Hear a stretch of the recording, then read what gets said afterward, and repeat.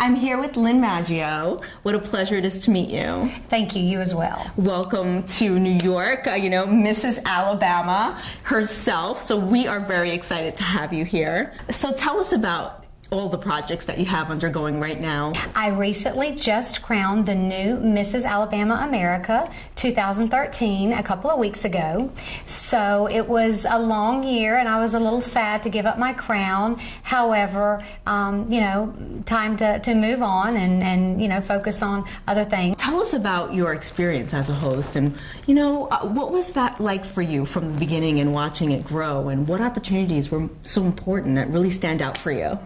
As a child, I've always been in front of the camera. I grew up doing theater in my local town, singing, acting.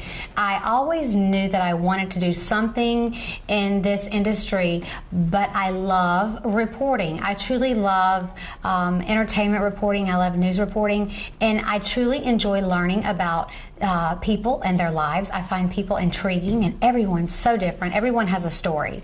And as a dear friend, Eddie Peterson, says, you don't know my life. So until you sit down and have the opportunity to, open up to someone, you really learn about people. So that to me has drawn me into the hosting business and that industry. And I do most of my hosting with Real TV Films based out of LA. And I love interviewing songwriters, music artists, sports celebrities, directors, producers, actors, actresses. Absolutely. That's your niche, that's your specialty. Absolutely, I love it. I have such a passion for it. So tell us about your music writing and your singing and Yes, of course, everyone sees the glamorous side of everyone's life, correct? But it's not all about glamour. I didn't have a very glamorous childhood. I've certainly worked hard to get to where I am today, and I've achieved everything that I've achieved on my own through hard work and dedication, and I'm there. And it's very rewarding. It's very challenging to fulfill your dreams, but I'm there. As a child, I was not as blessed as I am today, which made me realize that I wanted more in life. I wanted more. And once I realized that the harder I worked, the more I achieved, I kept going and going and going. And I'm like, what is my dream?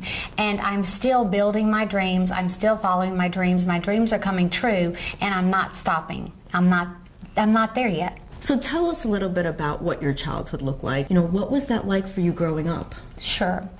I was a child of divorced. My parents were divorced. I had 3 older siblings. I was the baby. There was my sister, and I have 2 older brothers. It was difficult. My mother was a nurse. She worked shift work, so of course we were alone a lot.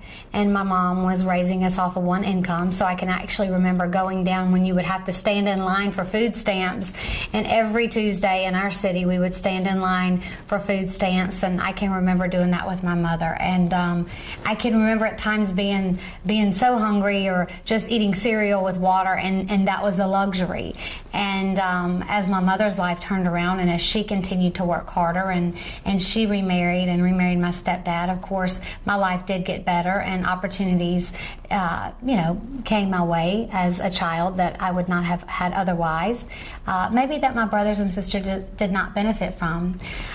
I also lost my sister to ovarian cancer and helped take care of her as she was dying as I was a child in high school, and that was very difficult watching my sister pass, and very difficult couple of years. I was married 10 years previously to my ex-husband, who I have 3 biological children with, and their blessings, Dylan, Devin, and Dustin.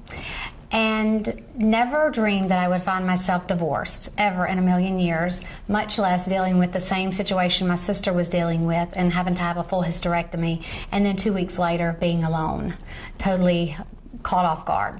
So I'm like, okay, I've just had a hysterectomy. I've been married for 10 years. My husband's gone. I have 3 children, and I had to keep going. So, I got a great job, worked really hard, took my kids out of private school, put them in public school. They took the bus, put them on the bus in the morning, went to work, worked really hard. A couple of years later, met my current husband now on a blind date. He had never been married, never had children, came to Mobile to do his medical residency, and we met on a blind date, and we've been inseparable ever since, which is why we started over. Well, it is amazing, and I congratulate you for all of that alone. I mean, not even talking about the career side of things, just going through the struggle as a child, and knowing myself, coming from that type of situation, that alone, overcoming that is extremely difficult. Sure. So I congratulate you for being that leader for yourself. You really were on your own at that point. And so your husband has been an amazing encouragement for you as well.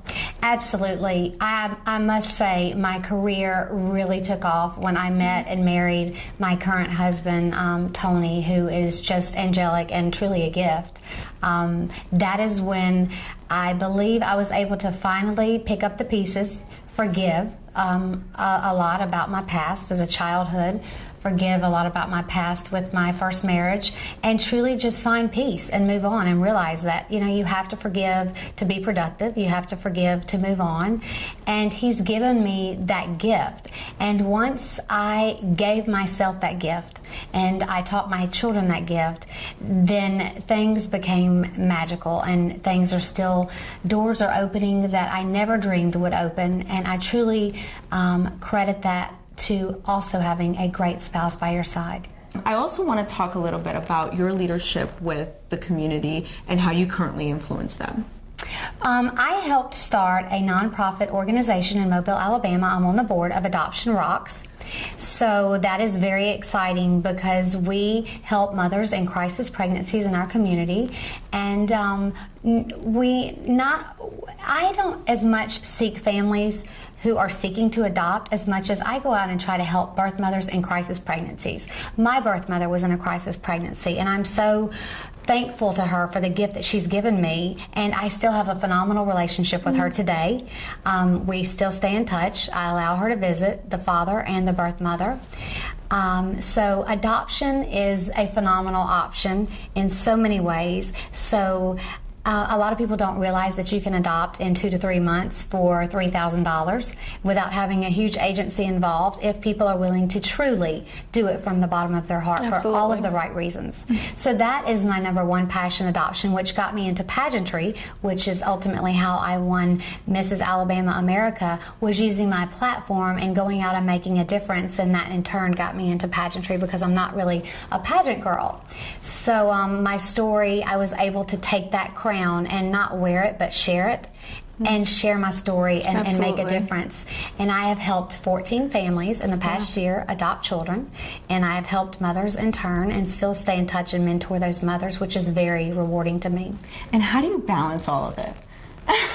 I mean, you have a house full of 6 children, your husband, yourself, and you stay looking fit. So how do you do it all? How do you manage it all? You know, it is challenging, and plus we have lots of animals, lots of birds, dogs. It's when you walk into our house, it's almost like, how do these people do it and stay sane? So it's actually very entertaining in our home. If you were a fly on the wall, you wouldn't want to leave. You would feel really normal and think, oh my goodness.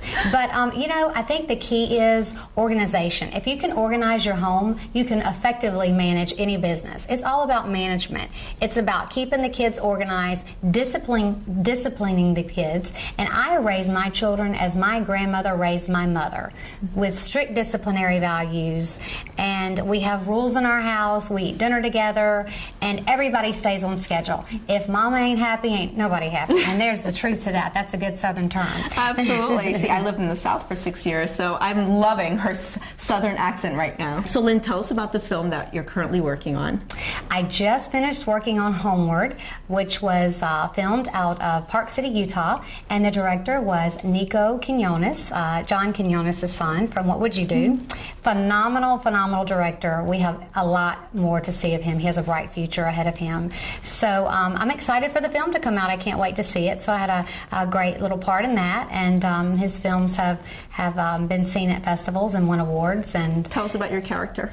I was the Muslim couple that actually purchased the childhood home that they grew up in. And this was very sad for them because Mom died and all of the kids went home and reunited and got together and partied before the house sold. So I'm coming in to buy this house as the kids are smoking pot and the house is destroyed. And this is actually John Quinones' home. And I'm like, has your dad seen this house? They're like, no.